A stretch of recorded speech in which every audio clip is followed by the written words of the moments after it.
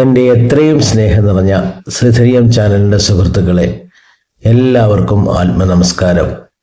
സുഹൃത്തുക്കളെ, പല പ്രേക്ഷകരുടെയും ആവശ്യപ്രകാരം ഞാൻ ഈ 12 രാശികളുടെയും 2026 ഫലങ്ങളും, അതായത് മുഖ്യമായിട്ടുള്ള ഗ്രഹങ്ങളായ ശനി, ഗുരു, രാഹുകേതുക്കൾ, വാർഷിക ഗ്രഹങ്ങളായ ഇവരുടെ നക്ഷത്രപരമായ നിൽപ്പുകൊണ്ട്, അതായത് ഓരോന്നും നമ്മളെ സാധാരണ രാശിഫലങ്ങളെല്ലാം പൊതുവെ വന്നിട്ട് ഭാവഫലങ്ങൾ മാത്രമേ പറയുന്നത്. പക്ഷേ കൂടുതൽ സൂക്ഷ്മമായിട്ട് നമുക്ക് നക്ഷത്രങ്ങളുടെ വെച്ച് ഫലം പറയാൻ പറ്റും. അതായിരിക്കും കൂടുതൽ ആക്യുറേറ്റ്. എന്ന് പറഞ്ഞാൽ ഒരു രാശിയിൽ ഏകദേശം 3 നക്ഷത്രങ്ങൾ കാണും. 3 നക്ഷത്രങ്ങൾക്ക് 3 നക്ഷത്രാധിപന്മാരുണ്ടാകും. 3 തരത്തിലുള്ള സ്വഭാവങ്ങളായിരിക്കും. അവർക്ക് 3 തരത്തിലായിരിക്കും ഈ ഗ്രഹങ്ങളുടെ അപ്രോച്ച്, അതായത് ഈ ഗ്രഹങ്ങളുടെ അനുഭവങ്ങൾ. അപ്പോൾ നമുക്ക് ഇന്ന് ആ പ്രകാരം മേടം രാശിയുടെ ഈ വീഡിയോയിൽ മേടം രാശിയുടെ 3 നക്ഷത്രങ്ങളായ അശ്വതി, ഭരണി, കാർത്തിക, ഈ 3 നക്ഷത്രങ്ങളുടെ 2026 പൊതുഫലങ്ങൾ ഞാനിവിടെ പറയാൻ ആഗ്രഹിക്കുന്നു. സുഹൃത്തുക്കളെ, വളരെ ആത്മാർത്ഥമായിട്ടുള്ളവരും എല്ലാ കാര്യങ്ങളിലും കൂടുതൽ ചടുലതയോട് വർക്ക് ചെയ്യാൻ പറ്റിയ ഒരു നക്ഷത്രമാണ് മേടം രാശി. മേടം രാശിയുടെ അധിപൻ ചൊവ്വയാണ്. അതുകൊണ്ട് തന്നെ വളരെ ഊർജ്ജസ്വലമുള്ളവരായിരിക്കും ഇതിലുള്ള നക്ഷത്രങ്ങളായിട്ടുള്ള അശ്വതിയും, ഭരണിയും, കാർത്തികയും.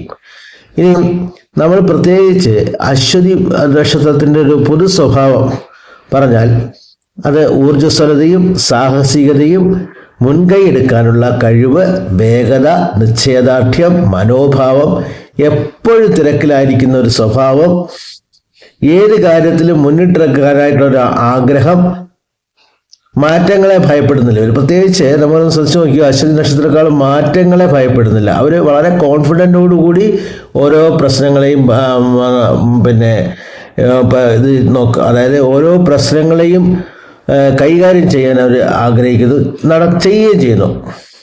അതുപോലെ ഏതെങ്കിലും ഒരു പുതിയ കാര്യങ്ങളൊരു മാറ്റം ഉണ്ടായാൽ അതിനെ സ്വാഗതം ചെയ്യാനും അവർ മടിക്കാറില്ല. ബുദ്ധിശക്തി, കാര്യങ്ങൾ പെട്ടെന്ന് മനസ്സിലാക്കാനുള്ള ഒരു കഴിവ്, ബുദ്ധിമാനും കാര്യങ്ങൾ വേഗത്തിൽ പഠിച്ചെടുക്കുന്നവരുമായിരിക്കും ഇവർ പ്രത്യേകിച്ച്. അതുപോലെ സാമൂഹികമായിട്ട് നോക്കിയാൽ മറ്റുള്ളവരുമായി എളുപ്പത്തിൽ ബന്ധം സ്ഥാപിക്കാനുള്ള ഒരു പ്രത്യേക അനുഗ്രഹം അവർക്കുണ്ട്. എല്ലാവരുമായി സൗഹൃദത്തിലിരിക്കും. സ്വന്തം നിലപാടുകളിൽ ഉറച്ചു നിൽക്കുന്നതിനാൽ ചിലപ്പോൾ മറ്റുള്ളവരുമായി ഒരു അഭിപ്രായ വ്യത്യാസം ഉണ്ടാകാനും ഈ അശ്വതി നക്ഷത്രത്തിന് കാരണമുണ്ട്. അതുപോലെ തൊഴിൽ നോക്കിയാൽ സ്വന്തമായി തീരുമാനമെടുക്കാനും സ്വാതന്ത്ര്യമുള്ള ജോലികളിൽ ഇവർ ശോഭിക്കും. പൊതുവെ മാനേജീരിയൽ പോസ്റ്റിലൊക്കെ ഇവരൊക്കെ പൊതുവെ ഈ അശ്വതി നക്ഷത്രക്കാർ നന്നായിട്ട് പോകുന്നതായി കാണാം. നേതൃസ്ഥാനങ്ങളിൽ എത്തുന്നതിന് സാധ്യതയുണ്ട്. ഡോക്ടർമാർ, സൈനികർ, സംരംഭകർ, കായിക താരങ്ങൾ എന്നിവർ കൂടുതലും ഈ മേഖലകളിൽ തിളങ്ങുന്നതായി കാണുന്നുണ്ട്. അതുപോലെ ശ്രദ്ധിക്കേണ്ട കാര്യങ്ങൾ എന്താണെന്ന് വെച്ച് കഴിഞ്ഞാൽ ഇവരുടെ ക്ഷമയില്ലായ്മയാണ്, എടുത്തുചാട്ടം, പെട്ടെന്നുള്ള ദേഷ്യം. ഈ സ്വഭാവങ്ങൾ ചിലപ്പോൾ പ്രശ്നങ്ങളിലേക്കും ഇവരെ കൊണ്ടുപോകുന്നതായിട്ട് നമ്മൾ കാണുന്നുണ്ട്. പിന്നെ ഇതിന്റെ പ്രത്യേകത, ഈ അശ്വതി നക്ഷത്രത്തിന്റെ പ്രത്യേകത എന്താണെന്ന് വെച്ചാൽ നമ്മളെ അറിയാം, ഒരു കുതിരയുടെ തലയാണ് ഈ അശ്വതി നക്ഷത്രത്തിനായി കൊടുത്തിരിക്കുന്നത്. അതായത് അതിവേഗം, കുതിരയെപ്പോലെ വേഗത്തിൽ കാര്യങ്ങൾ ചെയ്യാനും ലക്ഷ്യത്തിലെത്താനും ഇവർക്ക് കഴിവുണ്ട്. ഏത് കാര്യത്തിൻ്റെയും തുടക്കത്തിൽ ഉണ്ടാകും. പുതിയ പദ്ധതികൾ ആസൂത്രണം ചെയ്യാനും അവയ്ക്ക് തുടക്കം കുറിക്കാനും ഇവർക്ക് പ്രത്യേക കഴിവുണ്ട്. മറ്റുള്ളവരെ സഹായിക്കുന്നതിൽ സന്തോഷം കണ്ടെത്തുന്നവരും ദയയുള്ളവരും ആയിരിക്കും. ഈ പൊതുവായ വിവരങ്ങൾ കൂടാതെ അശ്വതി നക്ഷത്രക്കാരുടെ ചില പ്രത്യേക സ്വഭാവങ്ങൾ, അതായത് ഞാനീ പറഞ്ഞതെല്ലാം അശ്വതി നക്ഷത്രത്തിന്റെ പൊതു സ്വഭാവങ്ങളാണ് സുഹൃത്തുക്കളെ. ഇത് അവരുടെ ജന്മജാതകത്തിലുള്ള പല ഗ്രഹങ്ങളുടെയും പലതരത്തിലുള്ള വീക്ഷണവും പല കോമ്പിനേഷനും അനുസരിച്ച് ഇതിന്റെ സ്വഭാവം മാറാറുണ്ട്. ഇപ്പൊ ചൊവ്വയുടെ ബലക്കുറവുണ്ടോ, അല്ലെങ്കിൽ അശ്വതി നക്ഷത്രത്തിന്റെ സ്റ്റാർ ലോഡായിട്ടുള്ള നക്ഷത്രാധിപനായ കേതുവിന്റെ സ്ഥാനം, ഇതൊക്കെ ഇതിനെ ബാധിക്കാറുണ്ട്. അപ്പോൾ അതൊക്കെ ഓരോ ഇൻഡിവിജ്വൽസിന് മാറി മാറി ഇരിക്കും. എന്നാലും പൊതുവായിട്ടുള്ള അശ്വതി നക്ഷത്രത്തിന്റെ സ്വഭാവത്തെയാണ് ഞാനിവിടെ സൂചിപ്പിക്കുന്നത്. ഇനി നമുക്ക് അടുത്ത നക്ഷത്രം, അതായത് ഭരണി നക്ഷത്രം. ഭരണി നക്ഷത്രം എന്ന് പറയുന്നത് പൊതുവെ ശുക്രന്റെ നക്ഷത്രമാണ്, നമുക്കറിയാം. പ്രധാനമായിട്ടുള്ള ഗുണങ്ങൾ ഇവരുടെ ക്ഷമ, സ്ഥിരത, ആകർഷണീയത, കലാപരമായുള്ള കഴിവുകൾ, സൗന്ദര്യബോധം, ഇതൊക്കെ പൊതുവെ ഇവർക്ക് കൂടുതലായിരിക്കും. അതുപോലെ മനോഭാവം, തീവ്രമായ വികാരങ്ങളുള്ളവരും സ്ഥിരതയാർന്ന സമീപനമുള്ളവരും ആയിരിക്കും. കൂടുതൽ ആൾക്കാർ ഭരണി നക്ഷത്രക്കാർ നിശ്ചയത, ഒരു ഭരണിയെ പോലെ എന്ന് പറയും. എല്ലാം ഉൾക്കൊണ്ട് നിശ്ചയദാർഢ്യത്തോടെ പോകാനുള്ള ഒരു പ്രത്യേക കഴിവ് ഭരണി നക്ഷത്രത്തിനുണ്ട്. ആഡംബരങ്ങളെയും സൗന്ദര്യമുള്ള വസ്തുക്കളെയും ഇഷ്ടപ്പെടുന്നവർ പൊതുവെ. സ്വന്തം താല്പര്യങ്ങൾക്കും ഇഷ്ടങ്ങൾക്കും എപ്പോഴും പ്രാധാന്യം നൽകുന്നവരായിരിക്കും ഇവർ. പിന്നെ ബുദ്ധിശക്തിയുടെ കാര്യങ്ങൾ പറഞ്ഞാൽ, ബുദ്ധിശക്തി, കാര്യങ്ങൾ ആഴത്തിൽ മനസ്സിലാക്കാനുള്ള കഴിവ് ഇവർക്ക് പ്രത്യേകമായിട്ടുണ്ട്. സ്വന്തം ആശയങ്ങളിൽ ഉറച്ചു നിൽക്കും. ചോദ്യം ചെയ്യപ്പെടുന്നത് അത്ര പെട്ടെന്നൊന്നും ഇഷ്ടപ്പെടുന്നവരല്ല. പൊതുവെ ഭരണി നക്ഷത്രക്കാരെ നമ്മൾ ചോദ്യം ചെയ്ത് കഴിഞ്ഞാൽ അവർ ഉടനെ റിയാക്ട് ചെയ്യും. അവർക്ക് അത് അത്ര ഇഷ്ടമുള്ള കാര്യമില്ല. അവരെ എന്ത് തീരുമാനിക്കുന്നോ അതാണ് നടക്കണം എന്നുള്ള ചിന്താഗതിക്കാരാണ് കൂടുതലും ഉള്ളവർ. അതായത് അത്ര ഫ്ലെക്സിബിൾ അല്ല എന്നർത്ഥം. ആകർഷകമായ വ്യക്തിത്വമുള്ളതിനാൽ മറ്റുള്ളവരെ എളുപ്പത്തിൽ സ്വാധീനിക്കാൻ കഴിവുണ്ട്. സുഹൃത്തുക്കളിൽ വിശ്വസ്തത പുലർത്തുന്നു. എന്നാൽ പുറമേക്ക് കാണിക്കാത്ത ഒരുതരം നിഗൂഢത ഈ വ്യക്തിത്വത്തിന്റെ പുറകിലുണ്ട്. അതാണ് ഭരണി നക്ഷത്രത്തിന്റെ ഒരു കാര്യം. വെളിയിലൊക്കെ നമ്മളെങ്ങനെയൊക്കെ കണ്ടാലും ഒരു നിഗൂഢത ഒളിപ്പിച്ചിട്ടുണ്ട്. ആ നിഗൂഢത പ്രത്യേകിച്ച് അവര് അധികമാരുമായിട്ടൊന്നും ഷെയർ ചെയ്യാൻ ഇഷ്ടപ്പെടുന്നില്ല. കലാപരമായ കാര്യമേഖലകളിലാണെങ്കിൽ ഫാഷൻ, സൗന്ദര്യവർദ്ധ വസ്തുക്കൾ, ഭക്ഷണം, എന്റർടൈൻമെന്റ്, സാമ്പത്തിക കാര്യങ്ങൾ എന്നിവയിൽ ശോഭിക്കാൻ പ്രത്യേക കഴിവുണ്ട്. എന്നാൽ ശുക്രനാണ് ഇതിന്റെ അധിപൻ എന്നുള്ളത്. അപ്പൊ ശുക്രന്റെ സ്വഭാവം കാണിക്കാതിരിക്കില്ലല്ലോ. കഠിനാധ്വാനികളും ഉത്തരവാദിത്വ ബോധമുള്ളവരും ആയിരിക്കും. പിന്നെ ഇവർ ശ്രദ്ധിക്കേണ്ട ചില കാര്യങ്ങൾ, അതായത് എല്ലാ നക്ഷത്രക്കാർക്കും ഒരു ഭാഗം ഉണ്ടല്ലോ. അത് ചിലപ്പോൾ പിടിവാശി, സ്വന്തം കാര്യങ്ങളിൽ മാത്രം ശ്രദ്ധ കേന്ദ്രീകരിക്കുന്നത്, സെൽഫിഷ്നെസ്, പിന്നെ ചിലർക്കുള്ള അമിതമായ സുഖലോലുപത, എല്ലാവർക്കും അല്ല, ചില ഭക്ഷണ നക്ഷത്രക്കാർക്കെന്ന് പറയാം. പിന്നെ ഇവരുടെ നക്ഷത്രത്തിന്റെ രൂപം എന്ന് വെച്ചാൽ കലശത്തിന്റെ രൂപമാണ്. നമുക്കറിയാം, ഒരു ഭരണിയുടെ രൂപമാണ്. അതായത് ഇതിന്റെ അർത്ഥം എന്ന് വെച്ച് കഴിഞ്ഞാല് ഭരണി നക്ഷത്രങ്ങൾക്ക് ഒരു സംരക്ഷണം നൽകാൻ, അതായത് ഒരു പ്രത്യേക രീതിയിൽ മറ്റുള്ളവർക്ക് ഒരു സെക്യൂരിറ്റി കൊടുക്കാനുള്ള പ്രത്യേക കഴിവുണ്ടെന്നാണ് പറയപ്പെടുന്നത്. കലാപരമായ കഴിവുകൾ കൂടുതലായി കാണപ്പെടുന്നു. ജീവിതത്തെ സൗന്ദര്യത്തോടെ കാണാനായിട്ടും ഇഷ്ടപ്പെടുന്നു. ഈ നക്ഷത്രത്തിന്റെ നക്ഷത്രദേവൻ യമധർമ്മ രാജാവാണ്. കർമ്മഫലങ്ങളെക്കുറിച്ച് ഇവർക്ക് ശക്തമായ ബോധ്യമുണ്ടാവും. ചെയ്യുന്ന പ്രവൃത്തികളുടെ ഫലം കൃത്യമായി ലഭിക്കുമെന്ന ചിന്താഗതി ഉണ്ടാവും. ഈ പൊതുവായ വിവരങ്ങൾ നമുക്ക് ഭരണി നക്ഷത്രത്തെ പറ്റി, ഞാൻ വീണ്ടും അശ്വതി നക്ഷത്രത്തെ പറ്റി പറഞ്ഞ പോലെ, ഇത് പൊതുവായുള്ള വിവരങ്ങൾ മാത്രമാണ്. നമ്മുടെ ജന്മാരൂഢത്തിലുള്ള ഭരണി നക്ഷത്രത്തിന്റെ അധിപനായിട്ടുള്ള ശുക്രന്റെ ഇഷ്ടബലമാണോ കഷ്ടബലമാണോ, ആ ശുക്രന്റെ ഇരിപ്പ്, ഏത് രാശിയിലാണ് ഇരിപ്പ്, എത്രാമത്തെ ഭാവത്തിലാണ് ഇരിപ്പ്, ഇതെല്ലാം വന്നിട്ട് തീർച്ചയായിട്ടും ഭരണി നക്ഷത്രത്തിന്റെ പൊതുവായിട്ടുള്ള ഈ ഓരോ ജാതകത്തിലും വ്യത്യാസം ഉണ്ടാകും. അതനുസരിച്ച് ചെറിയ ചെറിയ വ്യത്യാസങ്ങൾ എല്ലാത്തിലും വരും. പൊതുവായിട്ടുള്ള ഫലങ്ങളെ പറ്റിയാണ് ഞാനിപ്പോൾ പറഞ്ഞു വന്നത് കേട്ടോ. അടുത്തത് നമുക്കറിയാം, കാർത്തിക നക്ഷത്രം. കാർത്തിക നക്ഷത്രം ആരാ? സൂര്യന്റെ നക്ഷത്രമാണ് അല്ലേ? അപ്പം നല്ല ഊർജം, ധൈര്യം, ലക്ഷ്യബോധം, സത്യസന്ധത, ഒരു ആധിപത്യ സ്വഭാവം, പിന്നെ തീവ്രമായ വ്യക്തിത്വവും ശക്തിയുള്ളവരും ആയിരിക്കും ഒരു പൊതുവെ. എന്നാൽ സൂര്യൻ്റെതായിട്ടുള്ള ചില ഒരു പ്രത്യേകതകൾ ഈ കാർത്തിക നക്ഷത്രത്തിനുണ്ടായിരിക്കും. ആരെയും ആശ്രയിക്കാതെ സ്വന്തം കാലിൽ നിൽക്കാനുള്ള ഒരു ആഗ്രഹം ഇവർക്ക് എപ്പോഴും രൂഢമൂലമായിട്ടുണ്ട്. നല്ല ബുദ്ധിശക്തിയുള്ളവരാണ്. കാര്യങ്ങൾ വ്യക്തമായി വിശകലനം ചെയ്യാനും പദ്ധതികൾ ആസൂത്രണം ചെയ്യാനും കഴിവുണ്ട്. കാര്യങ്ങൾ പെട്ടെന്ന് പഠിച്ചെടുക്കാനുള്ള ഒരു കഴിവുണ്ട്. പൊതുവെ അന്തസ്സും ഗംഭീര്യവും പെരുമാറ്റമായിരിക്കും ഇവർക്കുള്ളത്. ആത്മാർത്ഥതയോടെ സംസാരിക്കും. വളച്ചുകെട്ടില്ലാതെ സംസാരം ചിലപ്പോൾ മറ്റുള്ളവർക്ക് വേദനിപ്പിച്ചേക്കാം. അതാണ് കേട്ടോ കാർത്തിക നക്ഷത്രക്കാരുടെ ചില സംസാരം. പക്ഷെ സത്യമായിട്ടത് വളച്ചുകെട്ടി പറയേണ്ട ഒരു കാര്യമല്ല. നേരായിട്ട് പറഞ്ഞു കഴിഞ്ഞാൽ അത് പക്ഷെ എന്താണെന്ന് വെച്ചാൽ ചില സുഹൃത്തുക്കളെയൊക്കെ അത് ഒരു വേദനിപ്പിക്കാനുള്ള ചാൻസ് ഉണ്ട്. നല്ല സുഹൃത്തുക്കളായിരിക്കും, എന്നാൽ എപ്പോഴും മറ്റുള്ളവരുമായി അടുപ്പം കാണണമെന്നുമില്ല. ഒരു ഗ്രൂപ്പ് ഓഫ് കുറച്ച് ഒരു പ്രത്യേക വ്യക്തികളുമായിട്ടായിരിക്കും കൂടുതൽ അടുപ്പം.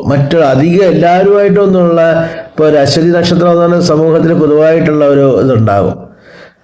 അതുപോലെ നേതൃസ്ഥാനങ്ങൾ, ഭരണപരമായ ജോലികൾ, സൈനിക സേവനം, പോലീസ്, അഗ്നിയുമായി ബന്ധപ്പെട്ട ജോലികൾ, സർജറി, എഞ്ചിനീയറിംഗ് എന്നീ മേഖലകളിൽ ശോഭിക്കാനുള്ള പ്രത്യേക സാധ്യത ഇവർക്കുണ്ട്.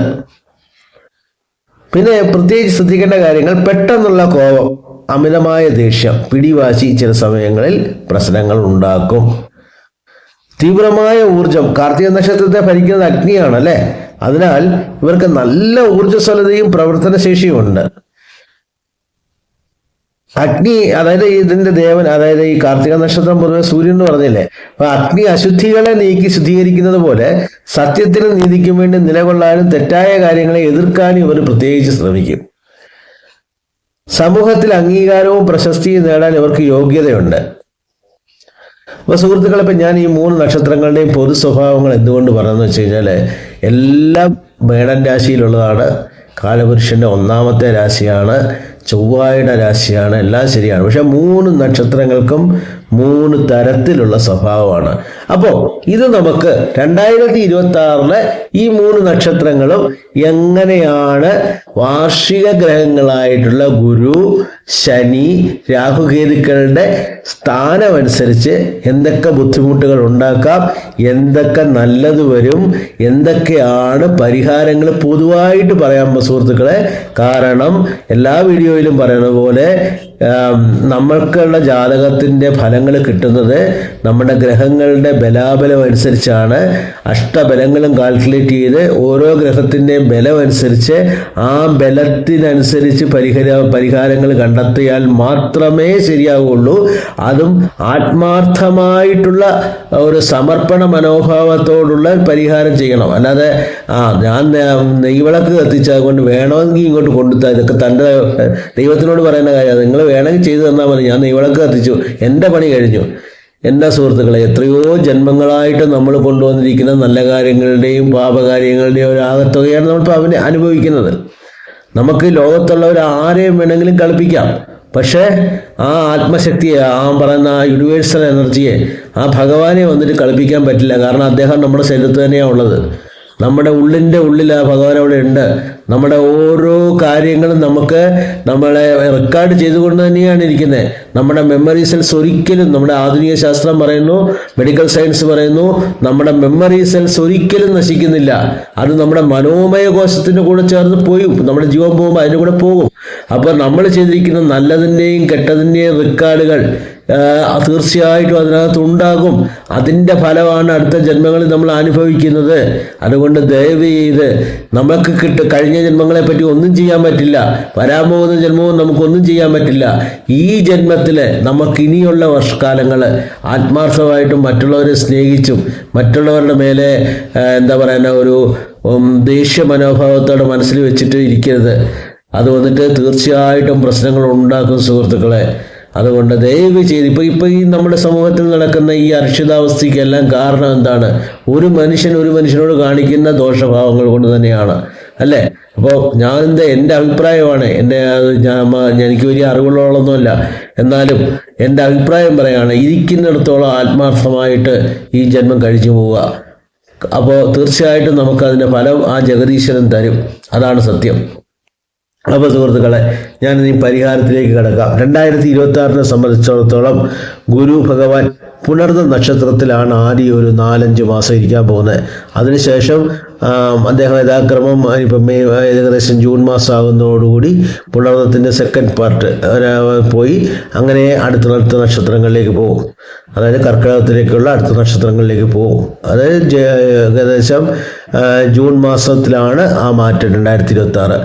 അപ്പോൾ പൊതുവേ നമുക്കറിയാം, പല രാശികൾക്കും മിഥുനത്തിൽ നിൽക്കുന്ന ഗുരുവിൻ്റെ അനുസരിച്ച് പൊതുഫലങ്ങൾ പറഞ്ഞാലും കൂടുതൽ ആക്യുറേറ്റായിട്ട് പറയണമെന്നുണ്ടെങ്കിൽ നമ്മളിപ്പോൾ പർട്ടിക്കുലർ പ്ലാനറ്റ്, ആ ഗ്രഹം എവിടെ നിൽക്കുക, ഗുരുഭഗവാൻ എവിടെ നിൽക്കുന്നത് വെച്ച് കഴിഞ്ഞാൽ പിന്നെ പുണർന്ന നക്ഷത്രത്തിലാണെന്നറിയാം. ആ പുണർന്ന നക്ഷത്രം നമ്മുടെ ഇപ്പോൾ അശ്വതി, ഇപ്പോൾ മേടത്തിലെ ആകുമ്പോൾ നമുക്ക് അശ്വതി, ഭരണി, കാർത്തികയ്ക്ക് നോക്കാം. അശ്വതിയുടെ 7ാമത്തെ നക്ഷത്രമാണ് അല്ലേ പുണർന്ന നക്ഷത്രം. അതുപോലെ 6ാമത്തേത് ഭരണിയും 5ാമത്തെ കാർത്തികയാണ്.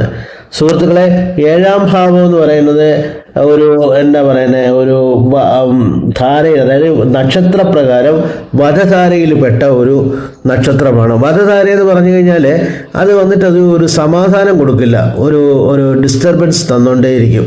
അപ്പം പുണർന്ന നക്ഷത്രത്തിൽ ഇരിക്കുന്ന ഗുരുഭഗവാനെ കൊണ്ട് ഇപ്പം എങ്ങനെയാണ് അശ്വതിക്കെന്ന് ചോദിച്ചു കഴിഞ്ഞാൽ ഒരത്ര നല്ല ഫലമെന്നൊന്നും പറയാൻ പറ്റില്ല. ഇടയ്ക്കിടയ്ക്ക് മനസ്സമാധാനക്കുറവ് തീർച്ചയായിട്ടും തരും. ഇതാണ് ഗുരുവിൻ്റെ അശ്വതിയിലേക്കുള്ള നോട്ടത്തിൻ്റെ പ്രത്യേകത. ഇനിയും ഭരണി നക്ഷത്രത്തിലേക്ക് വരണം. തീർച്ചയായിട്ടും ആറാമത്തെ നക്ഷത്രമാണ്, ദൈവാനുകൂല നക്ഷത്രമാണ്. തീർച്ചയായിട്ടും ദൈവത്തിൻ്റെ അനുഗ്രഹം ഈ സമയത്ത് ഉണ്ടാകും. അതുപോലെ തന്നെ കാർത്തിക നക്ഷത്രത്തെ പറ്റി നോക്കിയാലും ഈ കാർത്തിക നക്ഷത്രം എന്ന് പറയുന്നത് 5ാമത്തെ നക്ഷത്രമാണ്. അത് പ്രത്യുതധാരയാണ്. ഈ പ്രത്യുതധാരയുടെ പ്രത്യേകത എന്താണെന്ന് അറിയാമോ? ഏത് കാര്യവും വന്നിട്ട് പൊറോട്ട വലിക്കുന്ന പോലെ വലിച്ചുകൊണ്ടിരിക്കും. ഒരു പെട്ടെന്നൊരു കൺക്ലൂഷനിലേക്ക് എത്താൻ പറ്റാത്ത അവസ്ഥ. അപ്പം ഗുരുഭഗവാൻ അവിടെ എല്ലാം സാത്വികമായ തരത്തിലുള്ള അനുഗ്രഹമാണ് തരുന്നതെങ്കിലും അതിൽ വന്നിട്ട് ഇങ്ങനെയുള്ള മാറ്റങ്ങൾ ഈ ഓരോ നക്ഷത്രങ്ങൾക്കും അടുത്ത ജൂൺ വരെ, ഏകദേശം പുണർന്ന നക്ഷത്രം ജൂൺ അല്ല, കുറച്ചുകൂടെ പോകും, അവിടെ ഉണ്ടാകും. അപ്പോൾ അത്രയും നാളെ കുറച്ച് ചെറിയ ചെറിയ രീതിയിലുള്ള അത് പുക കർക്കിടകത്തിലേക്ക് പോകുമ്പോൾ ഗുരു ഉച്ചത്തിലേക്ക് വരുമ്പോൾ തീർച്ചയായിട്ടും പോസിറ്റീവായിട്ടുള്ള അനുഭവങ്ങളിലേക്കാണ് പോകുന്നത്. എന്നാലും ഈ ഒരു പ്രത്യേകതകൾ ഈ നക്ഷത്രങ്ങൾക്ക് ഉണ്ടാകും. ഇനി അടുത്തത് ശനി ഭഗവാന്റെ നക്ഷത്രമാണ്. ശനി വന്ന് പൂരിട്ടാതിയിലാണ് നിൽക്കുന്നത്. ഇപ്പോൾ യഥാക്രമം അശ്വതിക്കും ഭരണിക്കും കാർത്തികയ്ക്കും 25, 24, 23, അതായത് 7, 6, 5 എന്നീ നക്ഷത്രങ്ങളായിട്ട് വരും. പൊതുവെ അതും ഞാൻ പറഞ്ഞ പോലെ വരധാര, ദൈവാനുകൂല നക്ഷത്രം, പ്രത്യുതധാര എന്ന രീതികളിലേക്ക് വരും. അതിൻ്റേതായിട്ടുള്ള അനുഭവം ശനി ഭഗവാൻ ഈ നക്ഷത്രങ്ങൾക്ക് തരും. നിങ്ങൾക്കറിയാം 25ാമത്തെ അശ്വതി നക്ഷത്രത്തെ സംബന്ധിച്ചോളം ഈ കുറച്ച് പീരീഡ്, അതായത് ആദ്യത്തെ 3-4 മാസ പീരീഡ് ബുദ്ധിമുട്ടുകൾ ഉണ്ടായിരിക്കും. ശനി ഭഗവാന്റെ പ്രത്യുതധാരയിലാണ് ഇരിക്കുന്നത്. അതുപോലെ തന്നെയാണ് 24 എന്ന് പറയുമ്പോൾ ഭരണിക്ക് വളരെ നല്ലത് തന്നെയാണ്, ദൈവാനുകൂല നക്ഷത്രം തന്നെയാണ്. എന്നാൽ അതുപോലെ 5ാം ഭാവം കാർത്തികയ്ക്ക് 5ൻ്റേതാകുമ്പോൾ ഞാൻ ഇതിപ്പോൾ എന്താ ഈ വീഡിയോ അധികം കൊണ്ടുപോകാതിരിക്കാൻ എത്രയും പെട്ടെന്ന് പറഞ്ഞു പോവുകയാണ്. അതുപോലെ തന്നെ രാഹു ചതയ നക്ഷത്രത്തിലാണ് നിൽക്കുന്നത്. ചതയ നക്ഷത്രത്തിൽ നിൽക്കുമ്പോൾ അശ്വതിക്ക് തീർച്ചയായിട്ടും നല്ലതാണ്. കാരണം 24ാമത്തെ നക്ഷത്രമാണ്. രാഹുവിനെ കൊണ്ട് ഒരു പ്രയോജനം ഉണ്ടാകും. പക്ഷേ ഭരണിയെ സംബന്ധിച്ചോളം 5ൽ പോകുന്നു. 5 പറഞ്ഞാൽ പ്രത്യുതധാരയാണ്. അപ്പോൾ അതിൻ്റേതായിട്ടുള്ള ദോഷവശങ്ങൾ അതിനുണ്ടാകും. അതുപോലെ കാർത്തികയ്ക്ക് 4ാം ഭാവമാണ്, നല്ലതായിട്ട് നടക്കും. അതായത് രാഹുവിനെ കൊണ്ട് നല്ല ഒരു സംഭവങ്ങൾ നടക്കും. അതുപോലെ കേതു യഥാക്രമം പൂര നക്ഷത്രത്തിൽ നിൽക്കുന്നു. അശ്വതിയെ സംബന്ധിച്ചോളം 2ാം ഭാവം 11ലാണ്, തീർച്ചയായിട്ടും നല്ലതാണ്. ഭരണിയെ സംബന്ധിച്ചോളം അത് ജന്മനക്ഷത്രമാണ്. അപ്പോൾ അതിൻ്റേതായിട്ടുള്ള കർമ്മനക്ഷത്രവും കൂടെയാണ്. അതുകൊണ്ട് പലതരത്തിലുള്ള കർമാനുഭവ ദോഷങ്ങളൊക്കെ അനുഭവിക്കാൻ ചാൻസ് ഉണ്ട് ഈ സമയത്ത്.